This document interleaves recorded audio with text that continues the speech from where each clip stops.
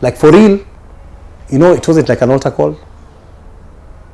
I mean, I was a child who was brought up as a Christian. You know, it was like, you know how Isaiah says that, you know, if you seek me with all your heart, you'll find me. It was like me saying, God, if you're there, okay, I know you're there, but really, if you're really, really there, you speak to me. Not through someone, not through anything, just talk to me. And I think at that point in time, I had the real voice of God accepting me for who I am. So I walked out of that rehab not only as somebody who had found out why I was an addict at that point in time, but also as somebody who had found God for himself. And you can't have a better combination in life in terms of doing things. Everything else I've done post-rehab has been, you know, very different. That's how I got a family. That's how I got, you know, into journalism properly. That's how I work in TV today, you know. That's how I ended up writing books. That's how I'm also giving back to rehabs. In fact, I speak to you today. Yesterday, I was in a rehab center right here in Limuru. Tomorrow, I'm going to be in one in the afternoon. You know, it's one of the things I keep on doing and reminding myself that this is where I came from. If any qualification I ever got, that was the best one I ever got because it completely revamped my life and made me realize that there is a rainbow to every storm. And so that's an interesting story. And on the rehab, when they get you out of that addiction, is it like you saying the 12 steps? There's a friend of mine who is in rehab, but he was addicted to, I think, the hard drugs. And he said they were giving him cigarettes every day. I'll tell you something about rehab. They don't get you out of addiction. And that's not the concept of rehabs. In fact, if anything, 85% of people who go to rehabs relapse. Only 15% actually make a complete journey to sobriety. So what should a rehab be like? What's the key? It's a self. You know, like the prodigal son, when the prodigal son was he had gone and he had done all his messes and blah, blah, blah, and he ended up with the pigs. You know, at the time when he was eating with those pigs, there was no motivational speaker. Yeah? It was internal. Yeah, there was no one there to tell him, you know, dude, I started my business with one kibiriti. You know, there was nothing like that. There was no altar call. That guy called himself to a board meeting. Why? Key reason I keep on telling people, because he was fed up of his lifestyle.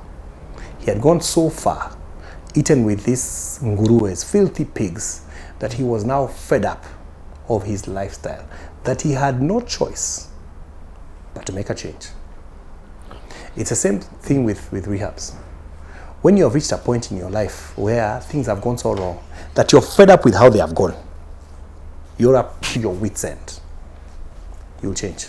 So, but how do we help the people before they get to that point of fed up? Because we don't want them also to be with the pigs. We want them to stop before they reach to the pigs. We can only guide and talk and hopefully counsel and hopefully they listen. Unfortunately, some people have to get to where the pigs are. And here's the other unfortunate bit. Some people will get to that point of change, maybe through an accident. Maybe they lose a limb. Maybe they lose a friend. Maybe they're in a wheelchair for life. You know? Maybe the consequence is so bad that it has imprisoned them for 2 years or 5 or whatever. Do you think the reason, this is now just a discussion on that point, because I feel like people are afraid to, like, before I reach the fed up point, the society, my family, my friends, what would they say if I now, like, reach a point of saying, well, this thing I've given up, because I'm, like, that societal pressure, I feel like is what prevents me from making that choice until I've reached a point where I'm with the pigs. Of course, that societal pressure is there. The reason why you have that pressure that prevents you from reaching that choice, it comes from a stage of lack of humility. You know, for you to have a change, you have to humble yourself. I told you how my rehab was like.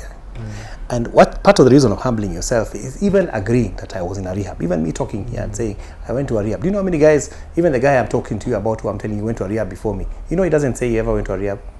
Not many people expunged it from his records completely. So many guys were deported. They don't say. They just put a good face. Yeah.